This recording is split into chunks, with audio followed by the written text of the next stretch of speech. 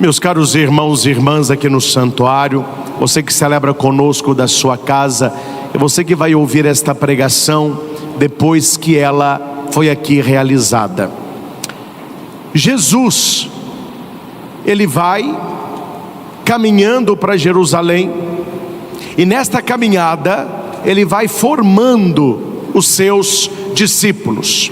E Jesus, ele vai entrar em vários temas que se referem ao céu, temas que se referem ao relacionamento, e aqui um tema que talvez muitos achassem que Jesus não queria tratar: a questão do uso do dinheiro. Sabemos, meus irmãos, que o dinheiro não é um mal em si. O problema não é o dinheiro, o problema é a idolatria do dinheiro. É transformar o dinheiro no fundamento da sua vida, no fundamento da sua alegria, no fundamento da sua confiança. No livro de Tiago, nós temos uma frase usualmente errada na boca de muitos. As pessoas já me falaram que a Bíblia diz que o mal do mundo é o dinheiro. Não, a Bíblia não tem esse versículo não. O versículo certo é: o mal do mundo é o amor ao dinheiro. Não é o dinheiro, é o amor ao dinheiro. E a minha avó, já falecida, vovó Alice, ela tinha uma frase, sempre que ela ia pagar uma conta ou fazer algum acerto, ela dizia assim: se paga para nascer, se paga para morrer, e entre um e o outro, tudo se paga. Então, meus irmãos, é uma hipocrisia muito grande as pessoas, até pregadores, falarem mal do dinheiro, porque o dinheiro nos concede tantas coisas maravilhosas. O dinheiro facilita a nossa vida. Não é nem dinheiro de mais, mas também nem dinheiro de menos. Tanto problema faz o dinheiro que falta, como muitos problemas traz o dinheiro que farta. Esse é um ditado medieval: que não falte, mas que não farte, que nós tenhamos o necessário para ter uma vida digna, uma vida confortável. E aqueles que pelo trabalho, não pela esperteza, pela safadeza, mas aqueles que pelo trabalho e pela inteligência se enriqueceram e têm uma vida mais cômoda na questão financeira, esta pessoa tem condições de ajudar mais. Ela tem condição de propor um trabalho mais digno para aqueles que colaboram com ele. As leituras que nós ouvimos, e nós vamos passar rapidamente por todas, a Bíblia vai nos ensinar qual o lugar do dinheiro na nossa vida. Porque aqui, meus irmãos, é interessante, não é? Não vou falar nome não, eu não ia nem tocar no assunto, mas eu não dou conta, eu sofro infarto. Eu já participei de eventos onde, não sei o motivo, onde o pregador desceu a lenha no dinheiro e colocou os ricos todos no inferno. Terminada a pregação, era o momento do ofertório. O que o cara pediu? Doação. Como que a pessoa fala mal do dinheiro e logo após ela está pedindo que o povo dê dinheiro? Então a questão, meus irmãos, não é o dinheiro, que é tudo que vocês estão vendo aqui, você que está me acompanhando de casa, toda essa transmissão, tudo que você está vendo aqui na igreja, tudo isso foi adquirido. A comida que nós comemos hoje, a água que nós usamos, a energia, o celular, a casa que você mora, que pode ser até sua, você tem que pagar para o governo para morar nela. Engraçado, né? A casa é sua, você tem que pagar para morar no que é seu. O carro é seu, você tem que pagar para usar, senão eles vão tomar o seu carro. Então, na verdade, nada é nosso, né? A gente está pagando aluguel de tudo, sendo um aluguel mesmo ou no país dos impostos que é o Brasil. Mas o dinheiro bem usado, ele traz para a família uma comodidade muito grande. Você pode considerar os seus filhos um estudo melhor, Você pode ter um carro mais seguro, uma casa mais confortável, um plano de saúde. Aqui a gente não vai negar o valor do dinheiro. Qual que é o problema do dinheiro? É um só, e Jesus vai colocar esse problema: quando ele ocupa a divindade na nossa vida, quando ele se torna o nosso Deus, quando a nossa vida toda ela é voltada para o dinheiro. E aqui não importa como, o importante é que eu tenha dinheiro, que eu gere dinheiro, que eu ganhe mais dinheiro. Não importa como, se é justo, se é injusto, se é na esperteza, se é passando perna no outro, se é ludibriando, não importa. O importante é que eu tenha mais e mais. Este é o problema do dinheiro, porque ele nos ilude. E é interessante, nós acompanhamos de vez em quando alguns escândalos que envolvem dinheiro. E é interessante que o dinheiro não basta. Você já pensou nisso? O dinheiro não basta. A pessoa ela rouba 1 milhão. 1 milhão. Ah não, mas eu quero mais. Ela rouba 5. Não, mas eu quero mais. Ela rouba 50.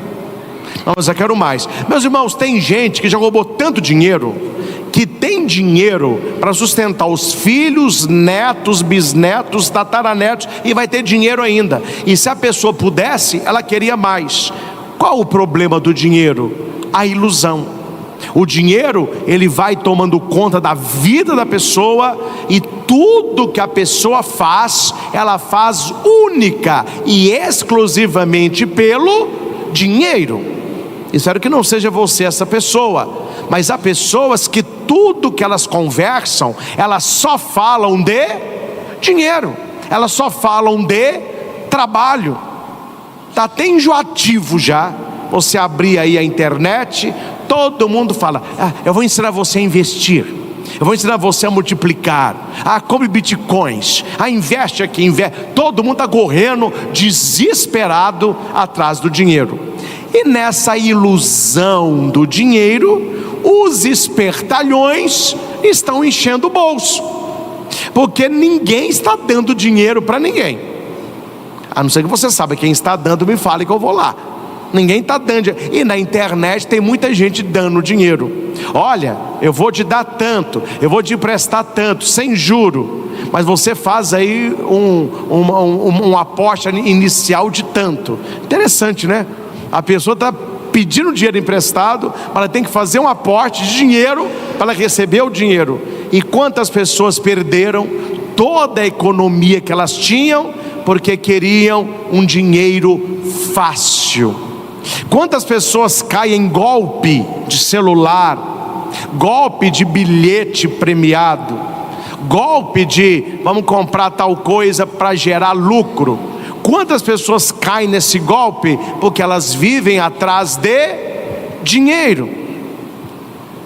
E Jesus está preocupado também com o nosso bolso, para que o dinheiro não seja na nossa vida motivo de escândalo.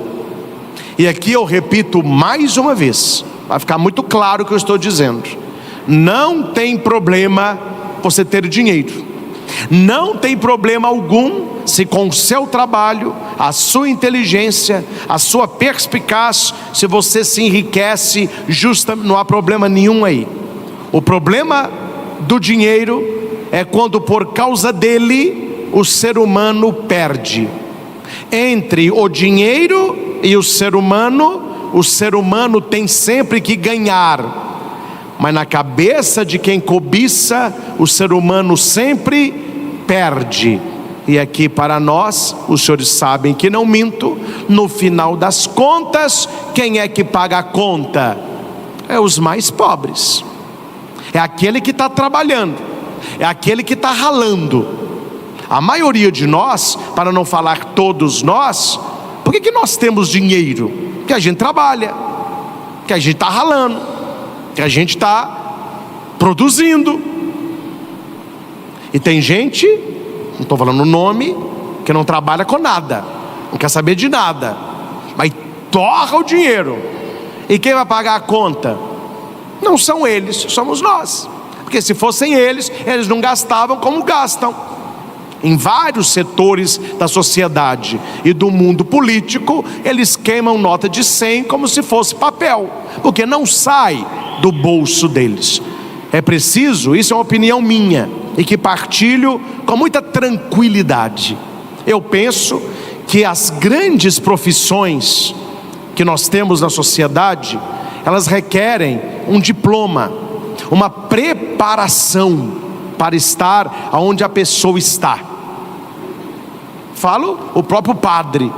Ninguém chega e fala, não, a partir de hoje eu sou padre, me dá uma batina aí. Não, são anos de estudo. Quantas profissões são anos de estudo?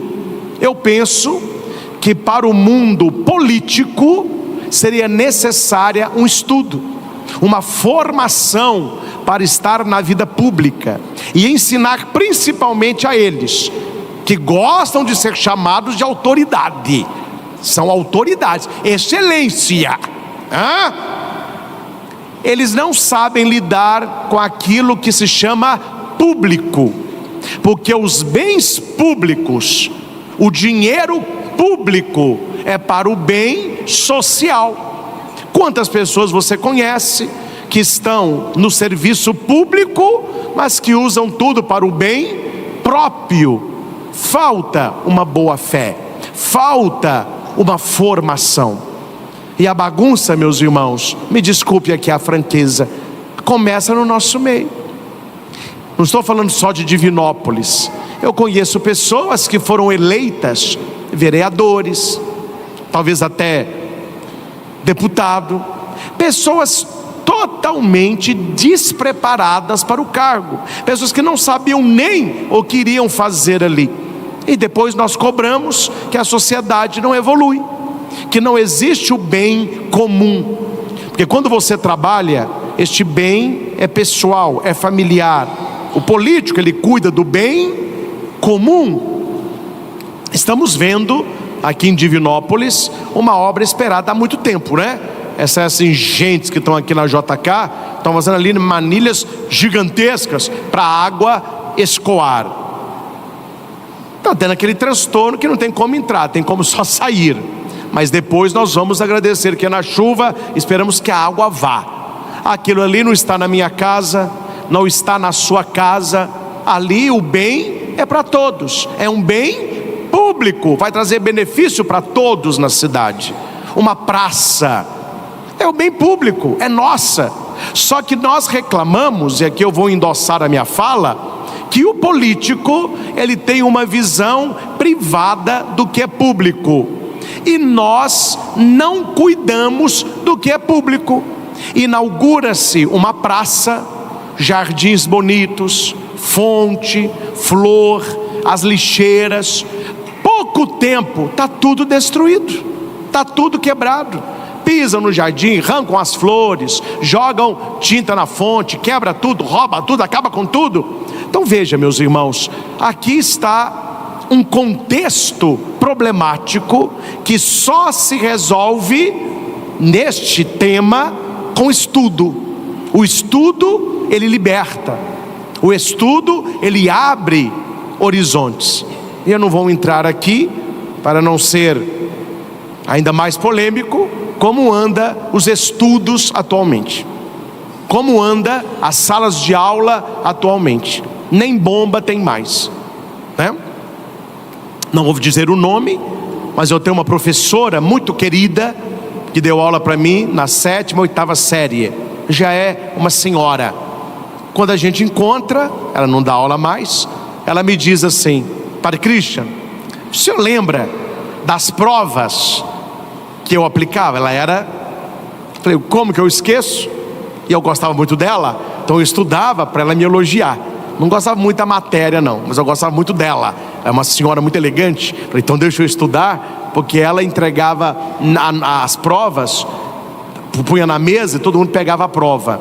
Mas os 5 alunos com a nota maior, ela entregava a prova e dava um diploma. A minha alegria era ela falar o meu nome, fulano, que eu gostava muito dela.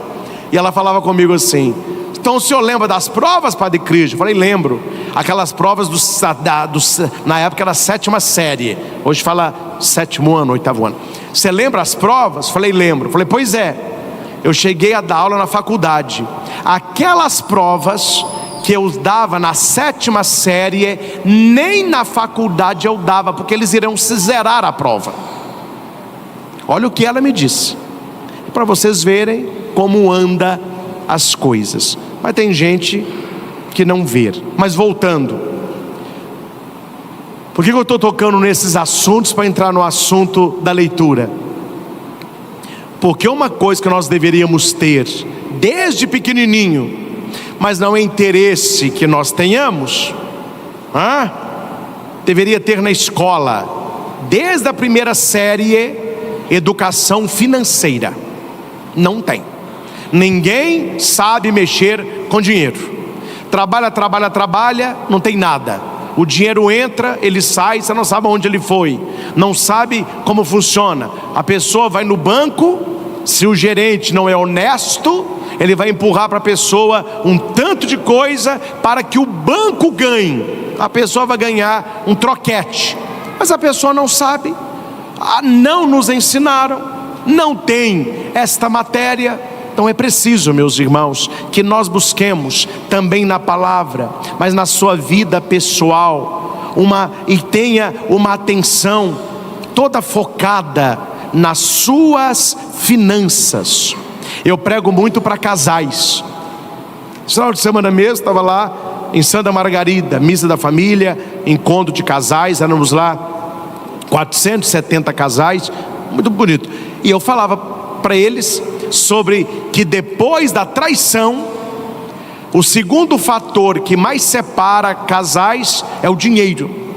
O problema financeiro, ele só perde para a traição. Então não é uma coisa boba, né? Não é uma coisa que você pode deixar de lado. As pessoas se separam por problemas financeiros. Então a gente tem que saber lidar também com esta área, mas lidar com o dinheiro de maneira cristã.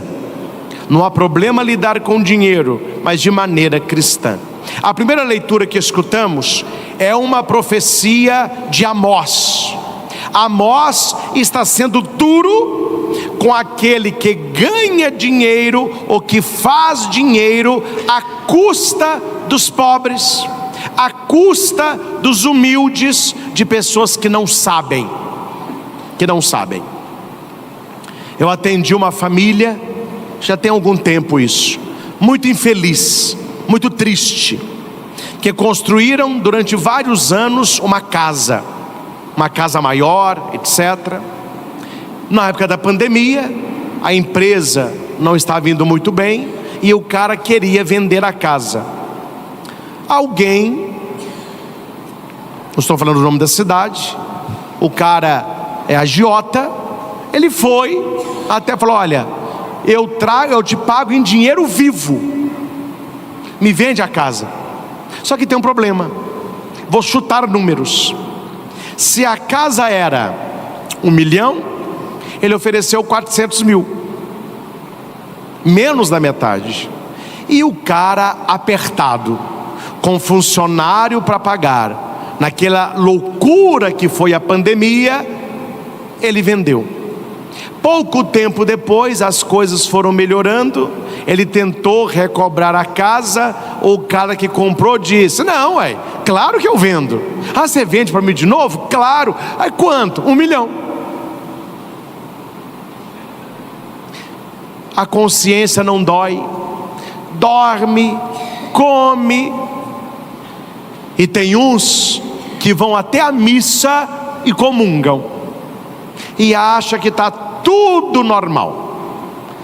Eu sou esperto. Não é esperto, meu filho, você é safado, você é injusto. Como dizia a minha avó, você não tem brilho, tem vergonha de ter uma fé cristã e passar a perna no outro para ter vantagem financeira. Olha o que a leitura diz: ouvi isso, vós que maltratais os humildes e causais a prostração dos pobres da terra. Vós que andais dizendo, olha aqui, quando passará a lua nova? Por que ele quer que passe a lua nova? Porque na lua nova se faz o culto no templo e não se vende nada. Eles estão doidos para acabar o culto, para acabar a adoração, para vender. Eu quero é vender a mercadoria. Quando que vai passar o sábado? Para a gente dar saída no trigo. Você está entendendo isso aqui, meus irmãos? A lua cheia, a lua nova no caso, e aqui o sábado para o judeu é o momento de culto, de cultuar a Deus. E nesses dias de culto, eles estão maquinando como que eu vou ganhar mais dinheiro, como que eu vou passar a perna nos outros. Porque aqui, quando fala vender o trigo, existiam os lugares do trigo e existia o lugar do trigo barato. E os pobres e humildes iam comprar qual? O trigo barato. Mas por que o trigo era barato? Porque ele misturava casca com trigo e se vendia um pouco mais barato e o pessoal comprava. Hora que ia fazer o grão era pouco, mas o outro estava enchendo o bolso. Meus irmãos, veja se o padre está exagerando. Você não tem na sua cabeça uma impressão, quando você lida com dinheiro, com compra e venda, com prestação de serviço, compra pela internet, você não tem uma sensação que o tempo inteiro alguém pode te enganar? Nós vivemos isso. O tempo inteiro você pensa, mas será que vale isso mesmo? Eu comprei tal coisa, será que vai chegar? E vai chegar o que eu comprei? Você pede um serviço na sua casa, será que a pessoa fez o que deveria fazer? Será que o preço dela é um preço justo? Você leva um carro para arrumar, olha, troquei essa e essa peça. Quem nunca pensou assim, mas será que trocou mesmo? Será que arrumou mesmo? Tanto hoje, muitas mecânicas aqui, eu estou falando porque eu já passei por isso, quando eles trocam as peças, eles deixam as peças no saco ou no banco do passageiro no porta-malas. Falou, olha, confere as peças velhas. Não, não, pode jogar fora para mim, porque alguém certamente faz o errado, né? Quantas vezes você contrata uma pessoa para um trabalho X, a pessoa fala que vai durar X e no final você paga 7X. Nós estamos o tempo todo com essa impressão, eles estão me passando a perna. Por quê? Por um motivo, meus irmãos. Atenção no que eu vou dizer agora. Nós, cristãos católicos, não podemos ser bobos no mundo que já escolheu o Deus deles. Não sei se você já parou para pensar nisso. O mundo já escolheu. Eles escolheram qual Deus? O dinheiro. E nós estamos vivendo neste mundo. Aí a grande questão: como que nós cristãos católicos, que precisamos de dinheiro, que trabalhamos para ter dinheiro, precisamos comprar e vender, como que nós vamos lidar com esse dinheiro no mundo onde o dinheiro é Deus e não é o nosso Deus? Muitas vezes nós somos chamados de bobo. Não é humilde, é bobo. A lida com tal pessoa, a pessoa reza, a pessoa é de igreja, e pessoa de igreja é pessoa boba. Ela não sabe lidar com dinheiro, ela não tem educação financeira. Eu, meus irmãos, fico com um pé atrás quando eu vou comprar uma coisa para mim, e eu fico com os dois pés atrás quando eu vou comprar uma coisa para a igreja. Porque quando é para a igreja, eles metem a mão. O preço é X, eles colocam várias. Ah não, a igreja tem. Igreja tem. Por isso que a gente vai fazendo cotação, não fala para onde que é. quanto que é tal cano, tal trabalho, tal serviço, tá bom. Aí depois a gente apresenta os 3 orçamentos e pega aquele mais viável. É impressionante quando a pessoa vê que alguém é honesto. A pessoa hoje honesta, ela é vista como alguém que eu posso passar a perna. Uma pessoa honesta para o mundo é uma pessoa boba. Se você cobrasse 500, a pessoa pagaria. Por que você cobrou 150? Não, porque vale 150, mas é bobo mesmo, viu? Mas é bobo, hein? Já dizia o poeta, né? Chegará o dia que o honesto terá vergonha da sua honestidade. Hoje é a esperteza que manda, e tem lugares que eles contam sem vergonha nenhuma e são aplaudidos. Conta um aqui para vocês. Conta aí, cara. Vendi essa semana um carro usado. Vendeu? Vendi. Você acredita que ele foi batido? E eu consertei a porta de tal maneira que a pessoa que comprou não viu que a porta era batida. Mas quanto que valia esse carro? Valia no máximo uns 45 mil. Você acredita que eu consegui vender por 60? 15 mil a mais. Esperteza, hein, cara? Vou pagar uma rodada aqui para vocês. E ele é aplaudido. As pessoas falam: nossa, 15 mil? Você conseguiu pegar 15 mil a mais do valor? A pessoa deveria ter vergonha de falar isso, porque ela está roubando, ela está vendendo gato por lebre. Mas como a sociedade escolheu o dinheiro, isto é causa de elogio, de louvor.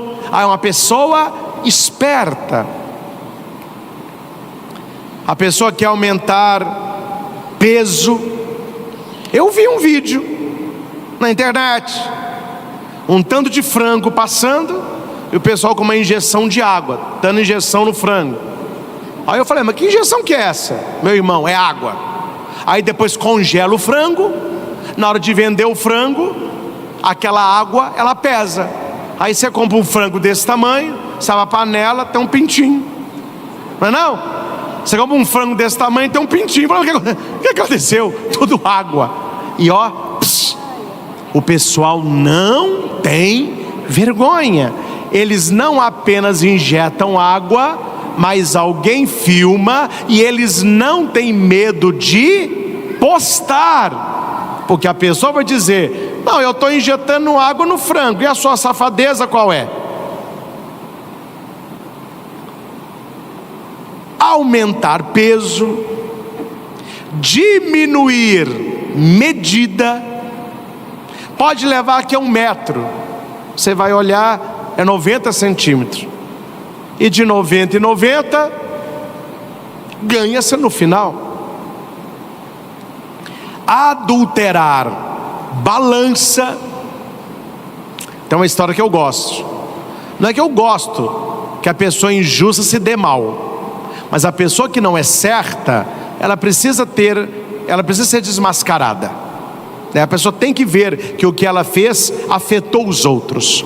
E nós, aqui eu não vou dar exemplo nenhum para ninguém me processar, mas nós, entre nós, e não no microfone, que eu não sou louco para falar isso aqui no microfone, mas entre nós precisamos mostrar para as pessoas ao nosso redor quem são os safados da sociedade. Não vai em tal lugar, viu? Tal pessoa passa a perna. Não vai em tal lugar, tal pessoa fez isso comigo. Não vai em tal lugar, eu contratei esta pessoa aqui, ela é safada. Nós temos que denunciar, porque o cristão, ele anuncia a palavra, mas ele tem que denunciar o pecado também. Muitas pessoas folgadas continuam roubando porque a gente é omisso. Não, entre nós temos que denunciar e valorizar os bons profissionais. Você encontrou uma pessoa honesta, valoriza, indica esta pessoa, ajude esta pessoa, divulgue o trabalho dela, divulgue o Instagram dela, ajude essa pessoa a crescer, ajudar os que estão querendo e denunciar o que estão. Mas tem uma historinha, sabe? Que de uma mulher que estava desconfiada que o cara do frango estava passando a perna nela. Ela falou assim: hoje eu vou desmascarar o cara. Ela chegou e falou assim: bom dia. Ele falou: bom dia. Queria um frango caipira? Pois não. Ele olhou, só tinha um. Oba, vou vender o último. E essa mulher tem jeito de ser boba, passar a perna nela. Pegou o frango. Quando deu esse frango aí? 2,5. Ah, tá leve. Tem mais pessoas a almoçar lá em casa. Não, eu tenho outro aqui. Ele foi, enfiou ele no freezer e pegou o mesmo. Quando ele põe o frango na balança, ele aperta com o dedo. Esse foi para 4,200. Aí ela: ó, esse é bom. Tá bom, eu vou levar os 2. Pode embrulhar, eu vou levar os 2. O final da história eu não sei, meu filho, mas eu sei que o cara foi desmascarado. Este é o sentido da pessoa que vive para o dinheiro. Podendo, guarde o que eu estou falando com você. A pessoa podendo, ela vai passar a perna em você. Não pense 2 vezes, ela vai passar a perna em você, porque ela quer o quê? Dinheiro. Tudo por dinheiro. Adultera a balança, diminui medida, aumenta peso, domina o pobre com dinheiro, os humildes com um par de sandália. Essa leitura aí foi escrita quantos anos, hein? Aqui, ó, um dinheirinho para você. Lembra de mim na eleição, viu? Um dinheirinho para você. Ah, para Dona Maria, um par de sandália. Não esqueça, ó, par de sandália. Para essa região, cestas básicas. Ó, vou colocar água potável. Dominar os pobres, iludibriar os humildes, para pôr à venda o resto do trigo, porque tem pessoa que só compra o que é resto. Por causa da soberba de Jacó, jurou o Senhor: nunca mais esquecerei o que eles fizeram. Sabe o que falta no coração? Toda pessoa que tem a cobiça, falta o temor a Deus. Que se essa pessoa soubesse que Deus vê o que ela está aprontando e que ela está plantando para colher, a pessoa não faria isso. A honestidade, ela é fruto de um coração que teme a Deus. Uma pessoa que teme a Deus, ela não vai passar a perna no outro, não é só por causa do outro, é por causa da sua fé, é por causa do seu Deus, é por causa daquilo que Deus quer na honestidade cristã. Não é o outro, porque hoje parece-me que não é errado fazer o errado. Ninguém está pensando em não fazer o errado. Qual é a preocupação? Em não ser descoberto. Eu não quero ser descoberto, mas se não for descoberto, está valendo. Olha a segunda leitura da primeira carta de São Paulo a Timóteo. Ele está dizendo que o nosso bem-estar, uma vida tranquila e serena, com piedade e dignidade, vou repetir, a vida que todos nós buscamos, uma vida serena, tranquila, com piedade e dignidade, passa por 2 instâncias. A primeira instância, os que nos governam, as autoridades constituídas, os nossos políticos. Segundo, os que ocupam altos cargos, seja na sociedade, seja nas grandes empresas. E o que Paulo está dizendo? Detona esse pessoal, fala mal desse pessoal, bate nesse pessoal. Não, ele está falando: antes de tudo, recomendo que façam preces, orações, súplicas, ação de graças por todos os homens, pelos que nos governam, por aqueles que ocupam altos cargos, porque se eles fizerem o que podem fazer, nós vamos ter uma vida tranquila, serena, com piedade e dignidade. Meus irmãos, um político temente a Deus, um político que tem um olhar social, ele faz um bem tremendo. Ele pode ajudar tantas pessoas. Como eu fico feliz quando eu viajo e eu chego numa cidade, eu sempre pergunto: o que mantém essa cidade? Qual que é a fonte de renda? Como que eu estudo aqui? Aí eu sempre toco no assunto. E o prefeito? Como que é? E os vereadores? Como eu fico feliz quando o povo está feliz. Nó, padre, é bom, viu? É bom. UPA, creche, asfaltou, está fazendo isso. Um político envolvido com o povo tem uma vida mais tranquila. E para os nossos políticos, começando do presidente da República até os nossos vereadores, para todos estes, a nossa oração. Precisamos rezar por eles. Você vai rezar o Santo Terço? Ofereça. Eu ofereço esse Santo Terço para o presidente, ofereço esse terço para o STF, para o Senado, os deputados, etc. Então a gente fala: padre, oferecer terço? Hoje eu vou te falar, não, meu filho, ofereça terço, reze, porque a Bíblia diz que para os governantes nós precisamos dobrar o joelho em oração. Eu penso que o Brasil teria governantes como a gente sonha, se o povo rezasse mais por eles, que para detoná-los não falta quem, mas quem está rezando, quem está jejuando, quem está oferecendo sacrifícios pela santificação deles. Tem vários santos que fizeram jejuns pesados para a conversão do rei da época, para que o rei, uma vez governando com justiça, trouxesse paz para o povo. Então o que a leitura está dizendo?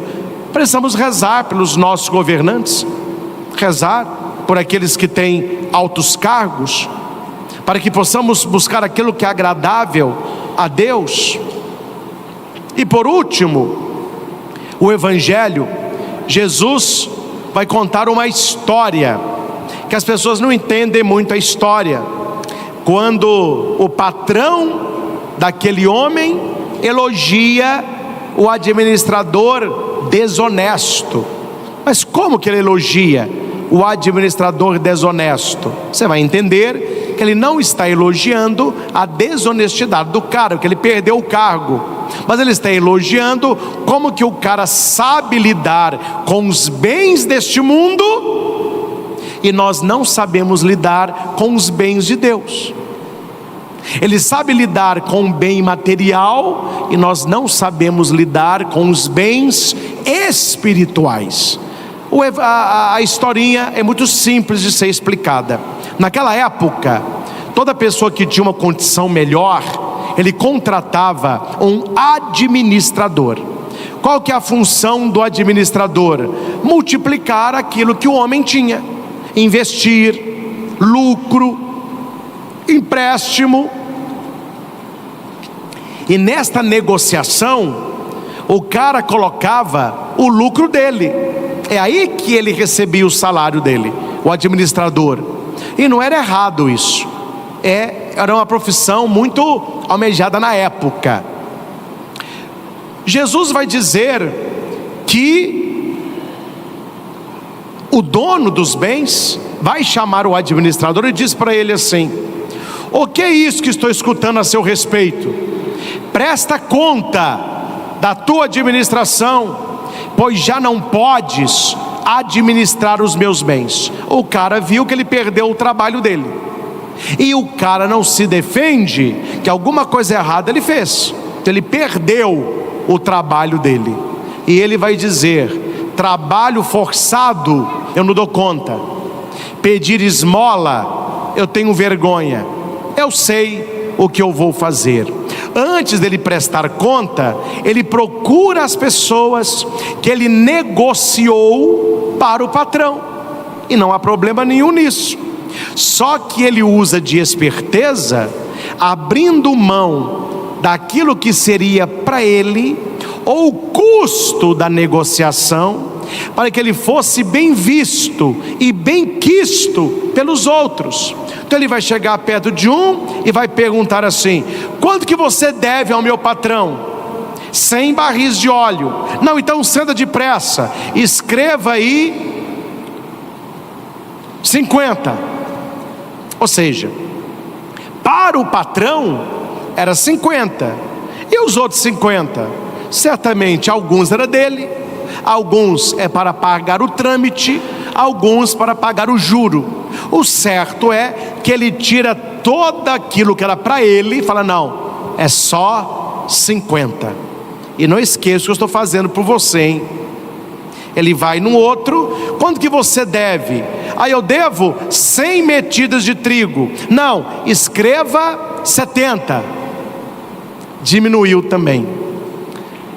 E o Senhor elogiou o administrador desonesto. Ele foi desonesto para com o patrão, mas ele foi esperto para com ele, porque uma vez que o patrão o mandasse embora, as pessoas que ele diminuiu a conta o receberiam, ou talvez até o contratassem. Aí Jesus vai dar o fechamento da parábola dizendo assim: com efeito, os filhos deste mundo são mais espertos nos seus negócios do que os filhos da luz. Vou sair do dinheiro aqui, vou pegar o love, o amor. Olha para o padre aqui. O rapaz está se agradando da moça. O que ele começa a fazer? Primeira coisa, toda mãe sabe quando o filho está gostando de alguém. Ele começa a vestir melhor, passar perfume, ele faz a barba, penteia o cabelo, começa a agradar a moça, leva bombom, quer chegar perto dela, chama para sair, leva ao cinema. Ele vai construindo até que um dia ele fala para ela: olha, não sei se você está pronta não, mas eu preciso te dizer uma coisa. Diga, eu gosto demais de você, e eu vou te falar que não é só gostar não, eu te amo. Está aqui uma caixa de bombom em forma de coração, língua de gato, toma, te amo. E daqui uma aliança, quer namorar comigo? Ah, que lindo. Ele foi esperto, porque ele foi construindo o que ele queria para chegar até onde ele queria. Conversava hoje lá em Santa Margarida com um pai, falando que toda vez que os filhos querem alguma coisa, primeiro eles chegam no pai: bom dia papai, abraça o pai. Eles são muito carinhosos com ele, mas quando eles estão carinhosos além: te amo papai, dá um beijo, falou: oh, que lindo, o senhor é tudo pra gente papai, oh, preparamos um café, vem tomar com a gente. O pai: meu Deus, família maravilhosa. Aí toma o café, antes do almoço: ô pai, hoje à noite pode dormir na casa de Juninho? O pai falou assim: ah, está explicado, preparar o terreno para eu. Nós sabemos qual o caminho que a gente faz para chegar aonde a gente quer. Quando é para atrair as pessoas para Deus, para converter a nossa família, para falar de Deus para a nossa família, a gente deixa para lá, ou age de maneira errada. Jesus disse: olha, os filhos das trevas são mais espertos que os filhos da luz. Eles sabem como fazer um negócio. E vocês, quando o assunto é as coisas do alto, vocês não sabem.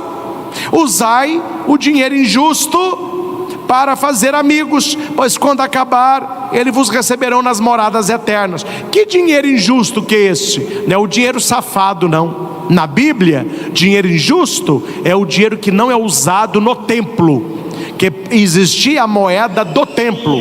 Aí você pegava o dinheiro, comprava aquela moeda e fazia a oferta. Esta moeda era a moeda sagrada. O dinheiro injusto é o dinheiro que a gente usa mesmo. Então Jesus está falando: olha, use o seu dinheiro para fazer amizade e não inimizade. Use o seu dinheiro para ajudar quem você pode e não para trabalhar. Não seja uma pessoa injusta. Quem é fiel nas pequenas coisas, o dinheiro é a pequena coisa, será fiel nas grandes, que é o reino de Deus. Quem é injusto nas pequenas coisas, que é o dinheiro, será injusto nas grandes, que são os bens espirituais.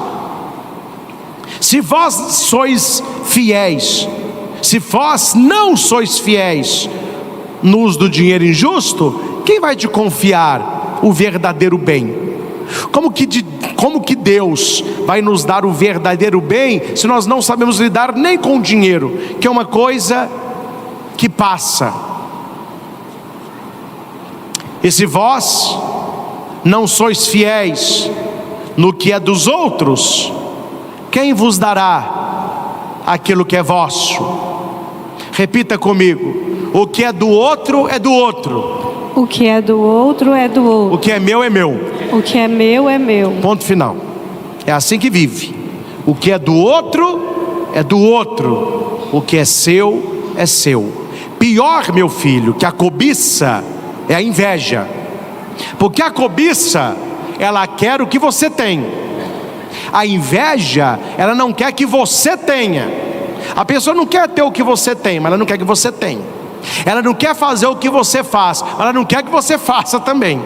Então cuidado, hein? Cobiça anda de mãos dadas com a inveja, nenhuma nem outra.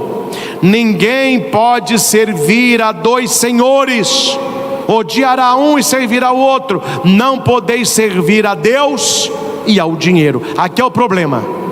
Não há problema no dinheiro. O dinheiro não pode ser o seu senhor.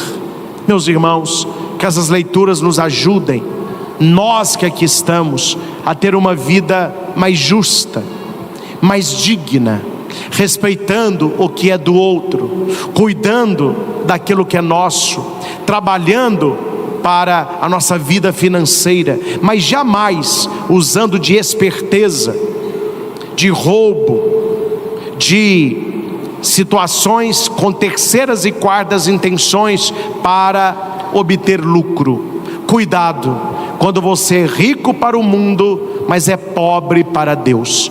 O que adianta o ser humano ganhar o mundo inteiro se ele perde a própria salvação? Amém? Amém. Feche os seus olhos um instante. Vamos pedir a Jesus a sua graça, para que nós não sejamos dominados pelo dinheiro, mas saibamos usá-lo com sabedoria. Uma vida mais tranquila, mais serena, em paz. Deus eterno e todo-poderoso, nós sabemos o valor do dinheiro na nossa vida, e que quantas coisas eu necessito, e que só virão pelo dinheiro.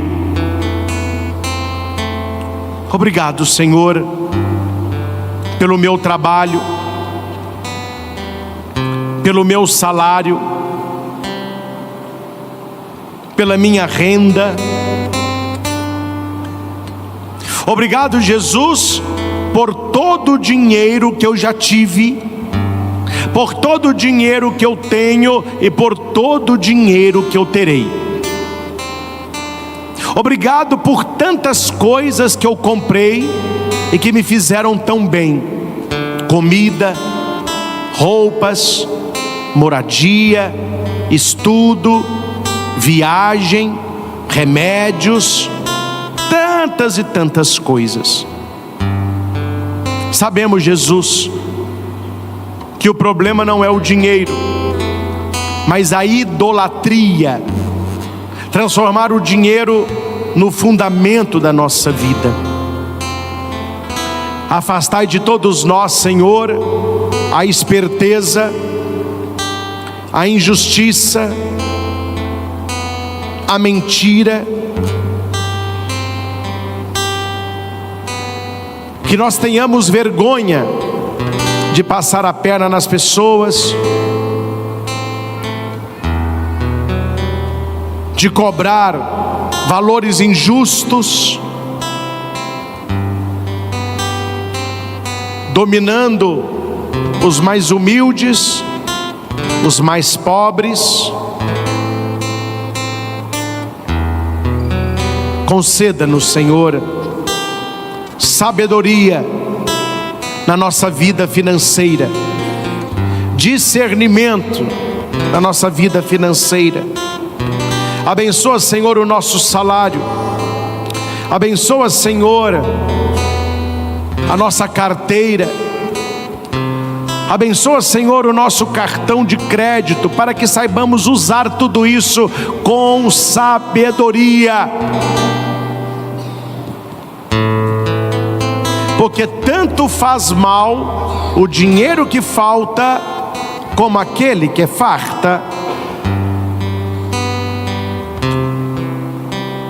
Ajuda-me, Senhor, a ter uma vida mais desapegada. Ajuda-me a ser mais caridoso, começando pela minha família, pelos meus amigos, pelas pessoas que trabalham e colaboram comigo.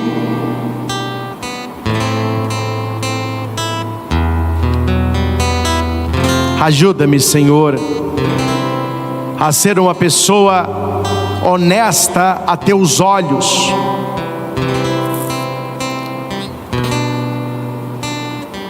E tudo aquilo que é da minha vida financeira sirva para fazer amigos, aproximar pessoas, ajudar, partilhar.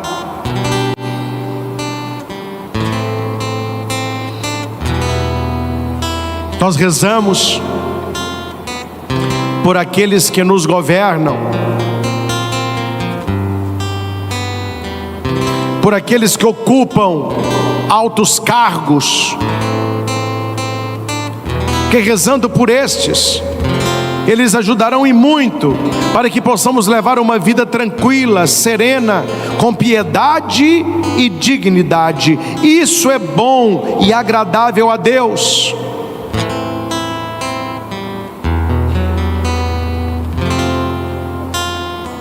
Obrigado, Jesus, por esta palavra esta noite. E eu te peço por todos aqueles que se encontram desempregados, endividados, pessoas que estão passando necessidades financeiras, influindo em toda a família, pessoas onde o salário não dá para ter uma vida digna e tampouco serena. Abençoai, Senhor, o nosso país, uma nação tão rica, mas de um povo cada vez mais pobre. Que o dinheiro jamais paute as nossas ações, e que nós não sejamos definidos pelo valor que possuímos, mas sim por sermos filhos e filhas de Deus, com dignidade.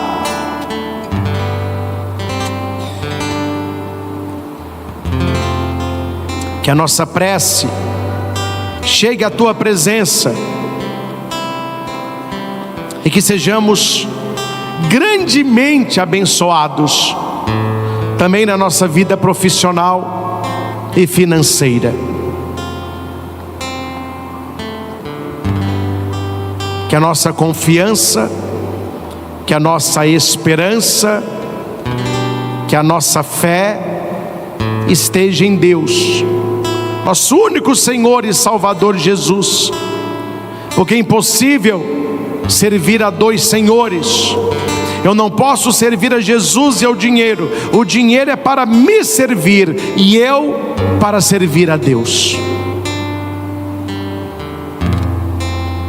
Que essas palavras, Jesus, encontrem no nosso coração uma terra boa, e que elas frutifiquem, sobretudo, para uma vida mais santa, que busque as coisas do alto, aonde o ladrão não rouba e a traça não corrói.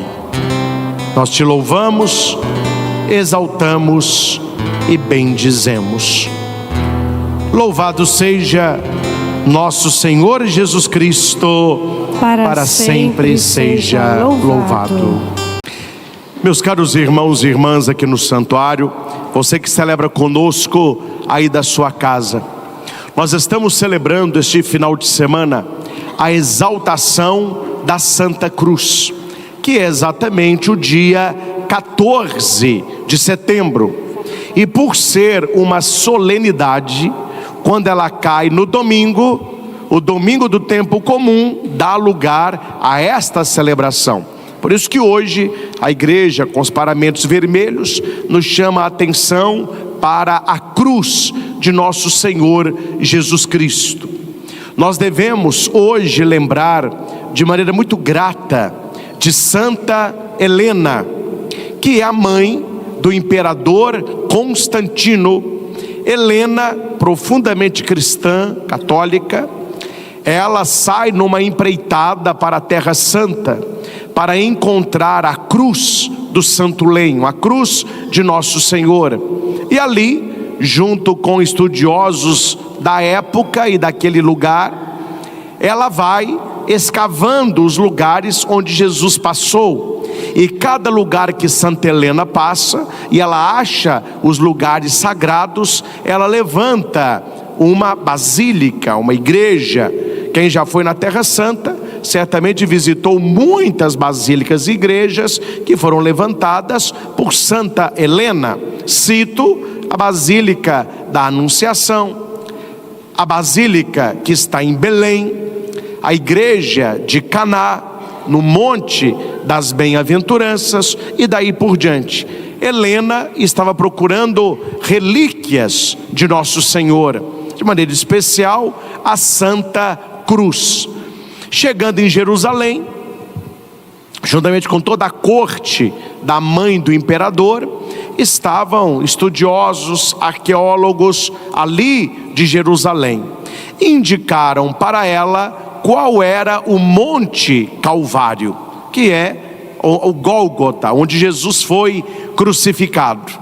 Porque naquela época sepultava-se o cadáver e a cruz, ela era jogada ali, era um instrumento de suplício, ninguém dava muito valor àquilo não. Então o que as pessoas sabiam é que aquela cruz não estava distante do lugar onde Jesus tinha sido crucificado. E ali em volta começaram as escavações.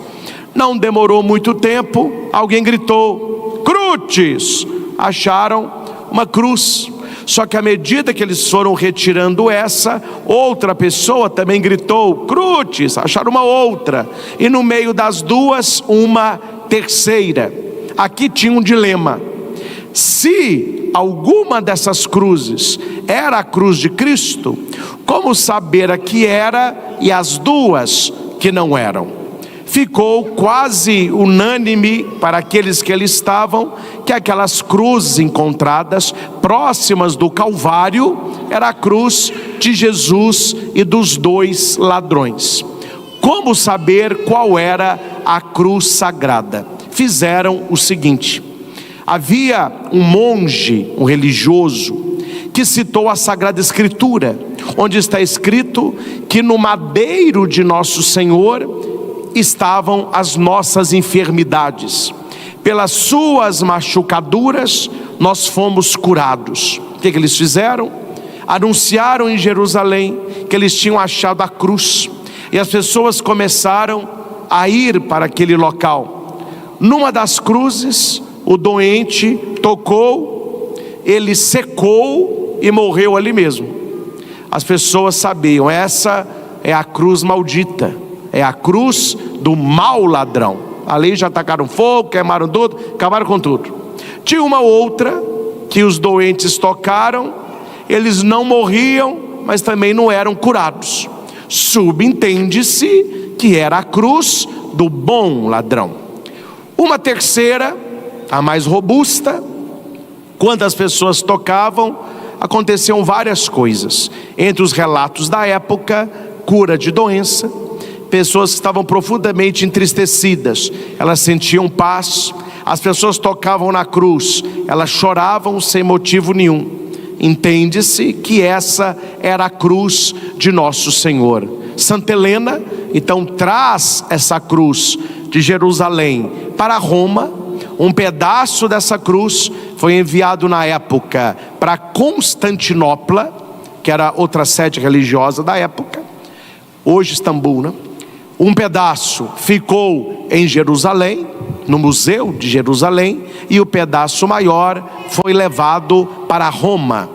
Quando Constantino, em 313, ele assume a religião cristã como religião oficial do seu império, ele vai levantar uma grande basílica, onde ele vai presentear o Papa da época. E nesta basílica, chamada Basílica Constantiana, a Basílica de São Pedro, a Basílica de Constantino, no subsolo, nos museus, é colocado um pedaço dessa cruz. Só um detalhe que é interessante a gente saber dessas coisas, né? Que Constantino tinha várias filhas e vários filhos. E Roma, ele dividiu em áreas, e cada filho era dono de um pedaço ali. Eram terras gigantescas. E perto do rio Tibre, até hoje tem um rio lá, né? Tinha uma colina, um lugar um pouco elevado. Quem já foi em Roma, Roma é bem plana, né? Mas tem assim umas pequenas elevações. Então essas elevações chamavam de colina. E a colina perto do rio Tibre era da filha de Constantino, que era a mais chegada em Helena. E Santa Helena vai dizer para ela: olha, doe essas terras para a igreja, porque nesta terra está o túmulo de São Pedro. E a moça vai e entrega essas terras para o Papa da época. Aqui vocês vão entender, o nome da menina, da jovem, era Vaticana. Então ela vai doar a colina da Vaticana para a igreja. Por isso que hoje, onde fica a Santa Sé, é chamado de Vaticano, onde o Papa mora. Até queremos dar os parabéns, né, aos 70 anos do nosso querido Papa Leão. Então, ali foi erguida a Basílica Vaticana. A cruz foi colocada lá no século IV. No século VII, os persas invadiram Roma, roubaram a Santa Cruz. Poucos anos depois, as cruzadas foram derrotar os persas e trouxeram novamente esta cruz.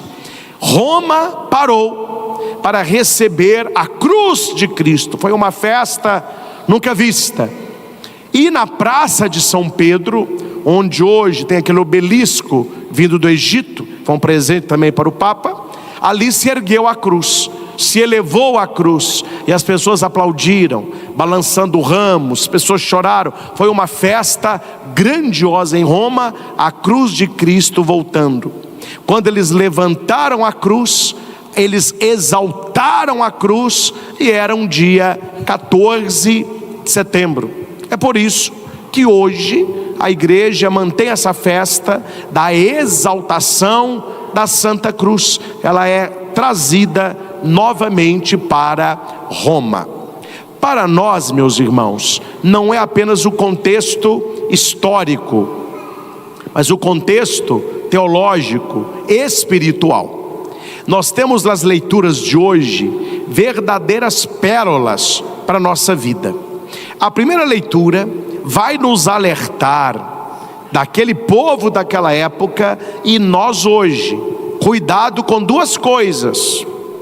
Primeira, cuidado com a sua língua. Tudo que o diabo precisa para iniciar uma tragédia é uma língua desocupada. E ele está procurando uma língua para usar. Espero que ele não ache nem a minha, nem a sua. Porque se você ler o pecado original, aquele demônio em forma de serpente, ele vai seduzir Eva, que vai seduzir Adão, e a humanidade, nesses dois, ela cai no pecado, que é um veneno, é uma peçonha que está em nós, o veneno do pecado.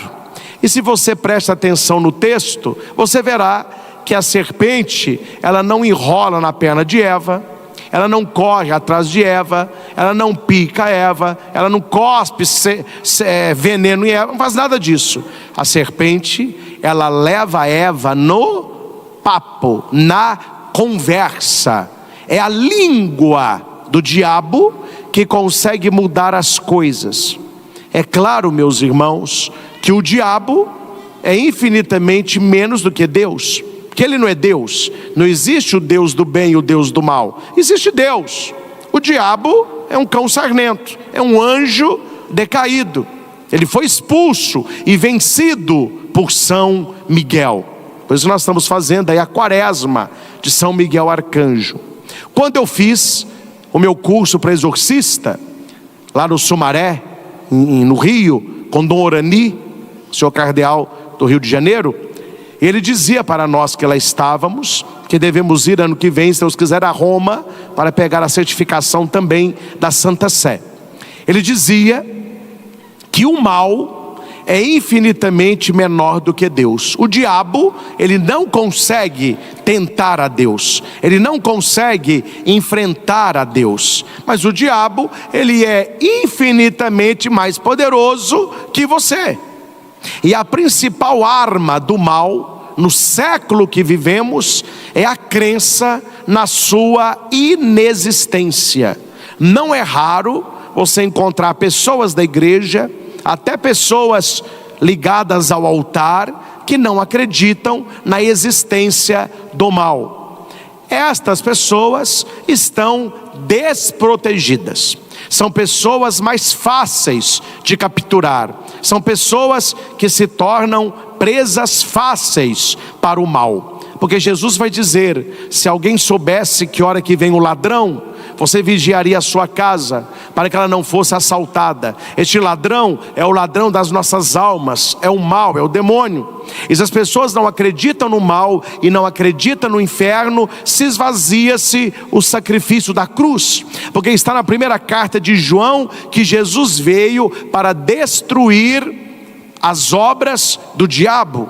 E o pecado original não foi apenas uma decisão humana, ele é fruto de uma tentação do mal. E aqui a língua do mal, que até hoje o diabo está bem atuante e só não vê quem não quer.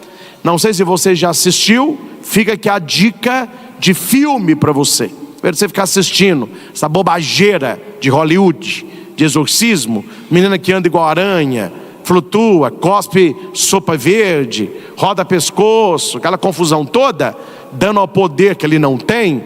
O filme mais real de um exorcismo que você pode assistir é Nefários. Pesquise, reúna a sua família e assista. Nefários. O exorcismo é aquilo ali, a possessão é aquilo ali. Nesse curso que eu fiz lá de exorcista, 2 dias nós passamos estudando o filme. O professor ia passando o filme, ia parando e fazendo ali as colocações. É o filme mais perto da realidade de uma pessoa possuída por um espírito satânico. E você vê que o filme todo, que a guerra do filme, ela acontece na mente, é na cabeça. O diabo é um bom orador, ele vai convencendo, e a maior tentação que ele tem, e por isso que eu vejo a ação do mal no mundo de hoje, não é tanto a vexação, a possessão, a infestação, nada disso. Isso aí são coisas extraordinárias que de vez em quando acontece, e os padres preparados para isso vão ajudar essas famílias. Tudo muito secreto, sem comentário, sem alarde, Na igreja católica, você nunca vai ver diabo falando no microfone e show na frente do altar. Aqui é tudo feito com muita seriedade, com a família, depois de uma apurada investigação por várias áreas de ciência humana. Se todas dizem que ali há algo sobrenatural, é aí que a igreja entra com os ritos de cura, libertação e exorcismo. Mas a principal arma do mal no dia de hoje é transformar a mentira em verdade e a verdade em mentira. É isso que o diabo conseguiu fazer com a cabeça de Eva. E se você não rezar, e se você não vigiar, e se você não adorar, ele irá fazer isso com a sua cabeça. Me desculpe a franqueza, e isso se já não fez. Isso se já não fez. Porque eu atendo pessoas que estão numa vida completamente errada, distante de Deus, pecados gravíssimos, e na cabeça da pessoa está tudo bem. Se ela está feliz, está tudo bem. A sociedade mudou, a família mudou, a igreja que é retrógrada, pega essas coisas antigas. O mundo de hoje é outra. O que está acontecendo na cabeça dessas pessoas? A verdade para elas perdeu a força e elas acreditam numa mentira. E porque elas vivem esta mentira, elas querem impor a sociedade inteira. São as ideologias que estão aí enfiando goela abaixo nas nossas famílias. Foi isso que o diabo fez com maestria com Eva. E ele vai perguntar a Eva: é verdade que você não pode comer nenhum fruto? Olha aí como ele é. Ela vai dizer: não, pode comer tudo, pode comer desse. Ah, por quê você não pode comer desse? Não, porque Deus disse. Olha aqui, a menina sabe. Deus disse que se a gente comer, a gente morreria. 20 papo. O diabo vai dizer: não, mas eu vou te dizer, você não vai morrer. Essa árvore é do bem e do mal. Se você comer desse fruto, você vai ser como Deus. Você vai conhecer o bem e o mal. E ela vai ludibriando Eva até que ela olha para o fruto.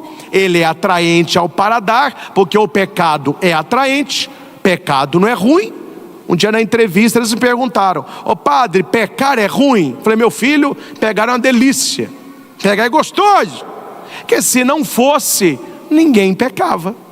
O problema não é o pecado, o problema é a consequência do pecado. Porque o diabo é assim: ele te atrai ao pecado, ele destrói o que ele pode destruir, ele ilude você, ele tira a sua fé. O pecado mortal, ele rompe o seu relacionamento com Deus. A hora que você já está bem envolvido com aquilo, ele sai e a tragédia fica para você. Se você ler a Bíblia, você verá inúmeros casos que o mal levou pessoas a traírem a Deus, e quando tudo deu errado, o diabo deu no pé e a pessoa ficou num sofrimento atroz. Então aqui ele consegue mudar as coisas. Ele convenceu Eva de algo que nós não podemos cair na lábia dele. Ele convenceu Eva que Deus estava mentindo e que ele falava a verdade.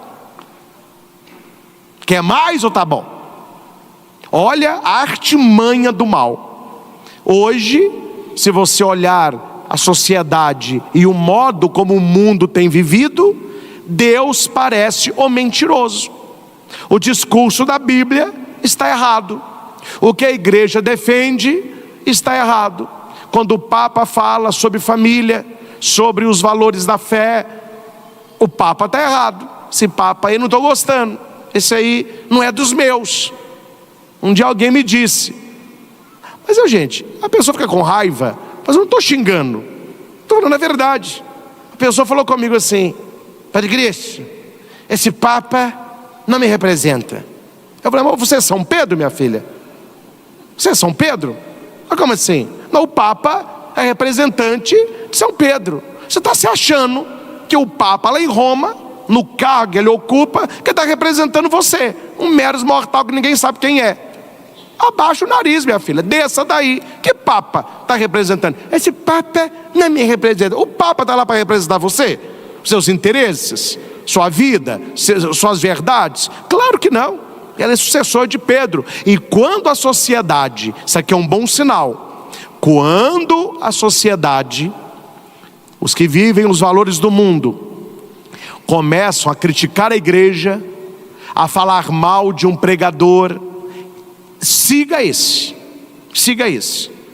porque aquele que é amigo de Deus, Jesus falou isso, se torna inimigo do mundo. E se perseguiram Jesus, haverá de perseguir aqueles que são dele. Eu nunca vi lobo aplaudindo ovelha, porque de vez em quando vem umas críticas, eu fico muito feliz. Eu ficaria muito triste se algumas pessoas que me criticam estivessem elogiando, que nós defendemos coisas totalmente diferentes. Nós lutamos por configurações de família totalmente diferentes. Nós defendemos valores e uma moral cristã totalmente diferente. Esse povo tem que descer a lenha mesmo. Enquanto eles estão falando mal, nós estamos no caminho certo. O problema é quando o mundo começa a nos aplaudir. Tem alguma coisa errada, tem alguma coisa fora do lugar. Eu estou falando, meus irmãos, de mudar a verdade de Deus em mentira, porque a primeira leitura apresenta algo perigoso, e que se nós não vigiarmos, nós vamos cair. Não olhar para a realidade com o olhar de Deus, mesmo no sofrimento, mesmo na dor, mesmo numa fraqueza física, mesmo que a sua cruz pese, Deus está trabalhando e algo na tua vida está sendo realizado. As pessoas têm na cabeça que elas encontram Deus é só na alegria. Se tudo está bem, se eu estou com saúde, estou com dinheiro, estou viajando, tenho prestígio, eu sou uma pessoa abençoada. Cuidado, hein? Isso é teologia da prosperidade, não é teologia católica, isso é teologia protestante. Isso é papo de pastor evangélico, isso não é doutrina católica. Porque muitos santos se santificaram porque sofreram. A gente fica muito mexendo nesse celular e vendo canal de streaming, Netflix, Prime, etc. A gente devia voltar àquela tradição dos nossos avós de conhecer a história dos santos, para ver como eles lidaram com o sofrimento e como nós não sabemos lidar com o sofrimento.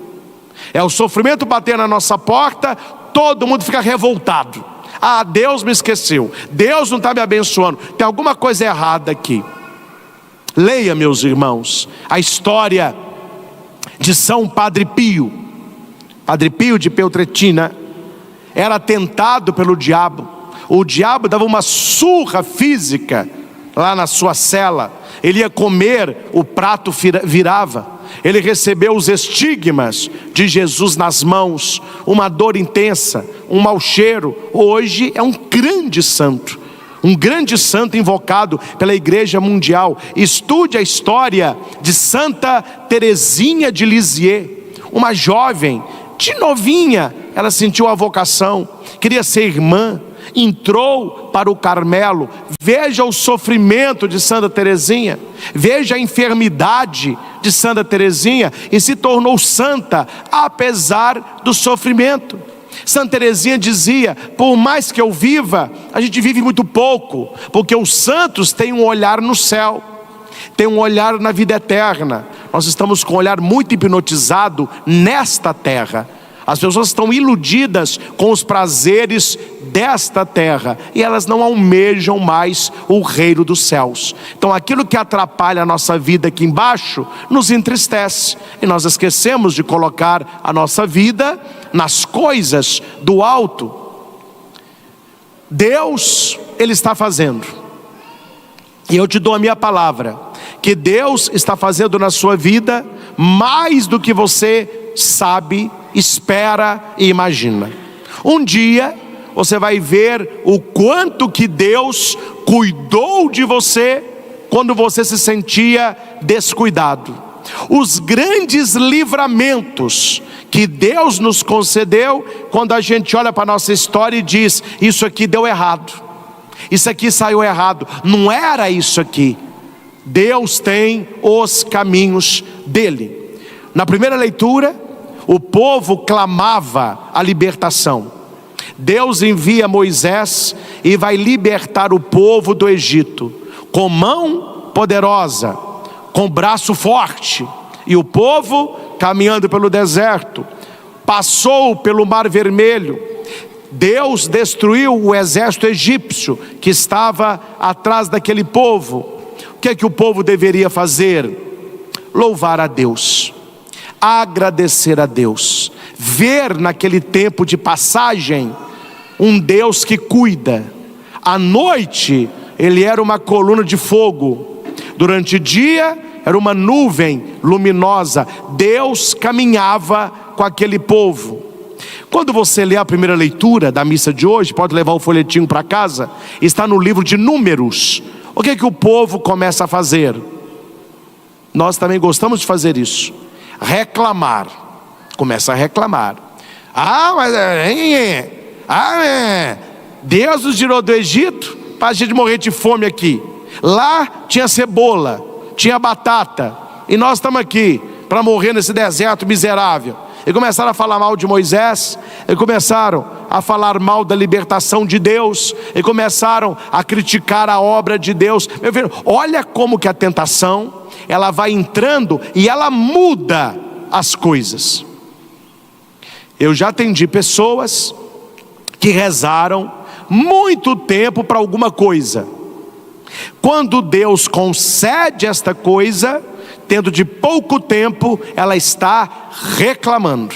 Só que ela que pediu aquilo ali.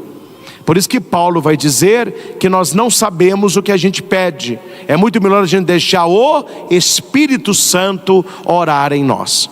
Uma das orações maravilhosas: Senhor, faça o melhor para a minha santificação. Dá-me, Senhor, uma conversão profunda do meu coração. Fazei-me, Senhor, manso e humilde de coração. Dai-me, Senhor, gosto do céu. Dá-me a tua graça para que eu seja mais santo. Quem que anda rezando essas coisas aí? Não, o negócio é: me dá namorado, me dá um trabalho, me ajuda a trocar de carro. Eu quero comprar um iPhone. Me dá um corpo magro. Eu quero ser isso. Pedidos medíocres para cristão medíocre. Precisamos dar uma melhorada naquilo que a gente apresenta para Deus, sendo pessoas de Deus. Porque é normal as pessoas que não têm fé ficar só nisso. São as coisas. Só que a palavra vai dizer o contrário: buscai em primeiro lugar o reino de Deus e sua justiça, e todas essas coisas vos serão acrescentadas. Não estou colocando carapuça nos senhores, não, mas é para os senhores entenderem o que o padre está dizendo. Por que as pessoas não vivem assim? Por que as pessoas não sabem? Muitas das coisas que eu estou pregando aqui, as pessoas não sabem. E olha que eu não estou pregando para quem está no boteco, não, estou pregando para quem veio à missa. Porque você veio à missa. Qual é o problema de muitas pessoas? Elas não conhecem a palavra de Deus. Elas não lêem Bíblia. Elas não conhecem Bíblia. Elas não acreditam, algumas, que aquela palavra é palavra de Deus. E quando você lê a Bíblia, ela vai acontecer na sua vida. A pessoa não sabe, que ela não reza, não tem vida de oração, não tem um santo de devoção, né? O negócio é Lady Gaga, o negócio é Beyoncé, esse que o povo gosta. Não tem horizonte de santidade, não tem um santo protetor, não conhece a história de uma santa. As santas que nos ensinam o cuidado com o nosso corpo. Quantas santas a igreja tem que valorizou a castidade, a virgindade, uma vida mais modesta? Não. Aí as moças não conhecem essas santas, aí fica assistindo funkeira que desce até no chão, aí começa a vestir como elas, a dançar como elas, a rebolar como elas, ter uma vida depravada como elas, e no domingo não tem vergonha de virem à missa e receberem a sagrada comunhão. Veja como que o mundo está uma bagunça. As pessoas não sabem mais o que crer, não sabem mais o que ser cristão, não sabem mais o valor do sacrifício, da cruz, da mortificação, do jejum, o sacrifício de acordar mais cedo para rezar o Santo Rosário, o sacrifício de abrir mão de um alimento por um jejum mais firme, o sacrifício de uma mortificação, as pessoas estão perdidas. Por que elas estão perdidas? Porque não rezam, não conhecem a palavra, não conhecem a história de um santo. Meu aniversário é 14 de agosto, é dia de São Maximiliano Maria Kolbe. Ele é o patrono agora da Associação Luz e Vida, e eu procuro ter a sua imagem, conhecer a sua história, viver as suas virtudes, claro, naquilo que eu dou conta. No dia 14 de agosto, a minha pregação era uma quinta-feira, eu falei sobre 5 coisas que nós podemos aprender com Santo Maximiliano, com São Maximiliano. O pessoal da evangelização falou: padre, o senhor falando de São Maximiliano, parece que é um colega seu. O senhor fala parecendo que ele... Eu falei: mas o que eu vou fazer? Fiquei amigo dele, li a história, li o que ele fez. Ele foi padre, eu sou padre. Ele era devotíssimo de Nossa Senhora. Ele criou a Milite, que é a devoção da Imaculada. Eu sou também mariano. Ele era profundamente devoto da Santíssima Eucaristia, não ficava um dia sem celebrar a missa. Eu sou, como padre, claro, adorador da Eucaristia, tenho a minha maletinha eucarística. Quando eu não celebro em comunidade, eu estou lá no hotel, eu celebro a minha missa, 15 minutinhos, faço o meu altarzinho. Eu aprendi isso com quem? Com São Maximiliano. Porque se eu ficar imitando uns aí, eles vão me ver fazendo outras coisas, não é verdade? A quem você tem imitado? Qual é a pessoa que te ajuda a ir para o céu, a buscar as coisas do alto? E guarde uma coisa: se você soubesse o poder que tem a sua língua, você escutaria mais o que você anda falando. A gente precisa fazer esse exercício. Será que eu estou escutando o que eu estou falando? Porque Tiago capítulo 3, leia na sua casa, Tiago capítulo 3. Eu não vou falar o que Tiago fala, senão você vai falar que o padre está xingando. Eu vou deixar você ler lá. Tiago, ele pega pesado na questão do uso da língua. Ele vai dizer que da mesma boca não vem bênção e maldição. Ou é bênção ou é maldição. Ou é pecado ou é santidade. Ou é glorificação ou é reclamação. A não ser que você me prove que de um caninho, você consegue sair água de esgoto e água pura no mesmo cano, e você coloca o copo e só vai pegar a água limpa. Quem consegue fazer isso aí? Meu filho, vai misturar tudo ali. Tiago fala sobre isso. A sua boca é um canal para a sua vida, de bênção ou maldição. E como que nós reclamamos, meus irmãos? Reclamamos de nós mesmos. Eu não dou conta. Eu não tenho inteligência. Para mim é mais difícil. Eu sou um pobre diabo. Minha vida é uma desgraça. Vai falando, vai falando. O anjinho da guarda só fica assim, amém, amém, amém. Você está configurando a sua vida. Quantas pessoas falam mal do próprio cônjuge? O marido reúne com os colegas de trabalho para criticar a esposa, para contar a intimidade do casal. É o famoso patati patatá, né? Tem que ser engraçadinho. Aí fica falando coisas que ele deveria rezar e não deveria expor. Que quando ele fala mal da sua esposa, a palavra dele está contaminando o seu relacionamento, e ele continua falando mal. É a mulher que vai no salão de beleza e dana a falar mal do marido. Ah, meu marido é isso, meu marido é aquilo, meu marido é aquilo. Há o poder da palavra aí, há o poder da palavra. Liga lá para sua casa, diretora, o seu menino aprontou na escolinha. O seu menino chega, ao invés de você julgar a palavra de bênção, palavra de carinho, palavra de superação, valorizar, mas tirando o mal, corrigindo, mas palavra de bênção, o que os pais fazem? Você não tem jeito, hein?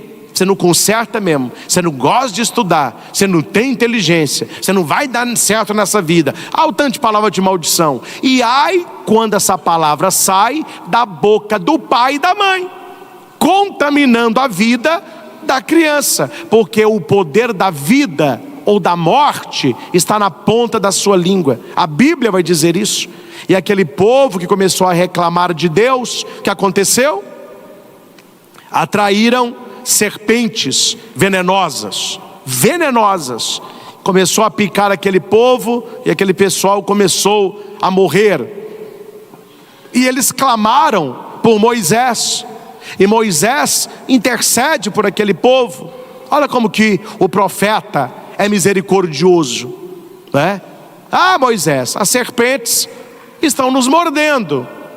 Se Moisés não fosse homem de Deus, eu tinha falado: dane-se, vocês estão reclamando aí, tomara que venha mais. Não, ele intercede, ele sabe que o povo não é fácil, ele vai pedir a Deus uma graça. Oh meu Deus, olha para o teu povo, ele é de dura serviço é cabeça dura. E Deus vai dizer para Moisés: faça uma serpente de bronze e a coloque na haste, levante, todo aquele que for picado e olhar para aquela serpente será curado. Minha pergunta é, meus irmãos, vocês são inteligentes. Deus, para curar o clamor de um povo, ele precisava da mediação de uma serpente de bronze, sim ou não? Claro que não. Deus poderia ter escutado a prece de Moisés e curado aquele povo, como já fez em tantas passagens. Então aqui existe uma intenção de Deus, que é a prefiguração da redenção. Aquela cruz elevada no deserto era a prefiguração de Jesus elevado na cruz. E aquilo que era maldição se transformou em bênção, porque a serpente do Éden era maldita, maldição. Mas a serpente de Moisés é bendita. Aquele que é picado olha para a serpente e é curado. Cuidado, meus irmãos, porque uma língua venenosa, ela destrói a harmonia. Cuidado com gente que fala demais.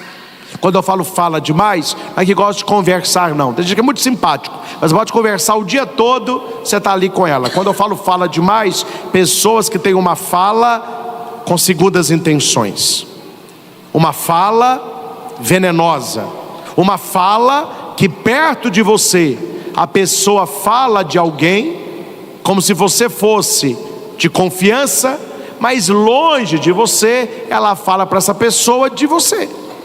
Então a gente tem que selecionar melhor as pessoas que a gente convive, porque tem gente que tem a língua meio solta, tem gente que não guarda segredo, tem gente que comenta de tudo e de todos. Cuidado. E por que a serpente de bronze está ali? Porque Deus nos ensina que o antídoto está escondido no veneno. Se aquela primeira serpente trouxe a morte, esta trará a vida. Contar uma aqui rapidinho. Eu estava num lugar, vou contar onde não. Tinha uma mulher mais difícil. O pessoal falava: não, Pato, essa mulher é venenosa. Fala de todo mundo. De vez em quando eles brincavam com ela: limpa aqui, ó. Ela falava assim: é batom? O pessoal falava: não, é veneno. Escorreu aqui, ó. E uns falavam com ela: não morde na língua não, hein? Você morder na língua, você morre. Aí eu estava no encontro. Essa mulher estava dando pitaco e tudo que não era da conta dela, mas estava lá, né? Acho que a pessoa tem que esperar pedir. Gente muito oferecida também, você pode dar um chega para lá. Aí a pessoa, né? E eu fui para o refeitório, que as pessoas me pegaram de conversa e eu não consegui ir junto com a turma. Depois que o pessoal estava tomando café, aí eu fui para o refeitório. Ela estava saindo do refeitório, com aquele olhar, né? Ela falou assim: padre, olha aqui, o senhor está indo para o refeitório? Eu falei: estou, vou tomar café. Cuidado, padre, porque lá dentro a caninana e a jararaca estão brigando. Eu falei: exatamente. E a coral aqui fora da notícia. É cobra lá dentro, é cobra aqui fora. Falei: minha filha, mas que língua que é essa? Qual a necessidade da gente usar a nossa língua para criar confusão? E eu não falo para todos aqui, mas eu falo para alguns. Se você tivesse falado menos, você não teria enfrentado esse problema que você está enfrentando aí. Se a gente tivesse mais sabedoria, muito problema que a gente tem, a gente não teria, não é? Deus foi muito sábio. Hoje Deus é sábio, é. Deus é Deus, hein, papai? 2 ouvidos e uma boca. Imagina se a gente tivesse 1 ouvido e 2 bocas. Deus que me livre. Uma, meu filho, já está causando problema. Imagina 2. Deus é muito sábio. 1 boca, 2 ouvidos. Ou seja, escute 2 vezes mais o que você fala. Seja mais ouvinte, seja mais atento. No Evangelho, com ele finalizamos, Jesus vai dizer: como Moisés levantou no deserto a serpente de bronze, o Filho do Homem será levantado, e todo aquele que nele crer terá a vida eterna. Eu não vou falar disso aqui, porque foi a minha pregação da manhã, antes da adoração. Durante a semana, vá no meu YouTube e assista. Eu expliquei uma pregação de meia hora, o que significa olhar e crer. Porque para a serpente de números, você é picado, você tem que olhar. Jesus não vai dizer quem olhar para ele, ele vai dizer quem crer nele. Olhar é mais simples, crer é atitude interior. Olhar está fora de você, crer está dentro. E quem é que nos cura do veneno peçonhento do mal, do pecado que circula no nosso sangue, na nossa vida? É o sangue de Cristo. Por isso, meus irmãos, atenção, nós estamos na exaltação da Santa Cruz, mas daqui a pouquinho será o momento da comunhão. Mais do que você olhar Jesus que pende na cruz, você vai recebê-lo em alimento. O Verbo de Deus se fez carne e habitou entre nós. Jesus transformou a carne em pão, e ele se dá a nós em comunhão. Quando a gente comunga, não é para encher barriga, porque é um pedacinho muito pequenino de pão, mas aquela comunhão que você recebe, em questão de minutos, ela vai cair na sua corrente sanguínea, e a presença da matéria da comunhão no seu corpo vai durar de 10 a 15 minutos. É o tempo que a comunhão vai circular em nós. Este é o antídoto que vai cair no nosso sangue, tirando de nós o pecado. Por isso que Números, a pessoa era picada, ela olhava para a serpente e era curada. Como que eu sou curado hoje? Crendo no Senhor Jesus, recebendo dignamente a sua sagrada comunhão, fazendo adoração, procurando crer naquele que está no madeiro. Meus irmãos, é isso que a igreja celebra no dia de hoje. Pregações como essa, de vez em quando é bom que você ouça, para você dar uma chacoalhada na sua fé e pensar assim: o que eu estou fazendo com a minha espiritualidade? Que tipo de cristão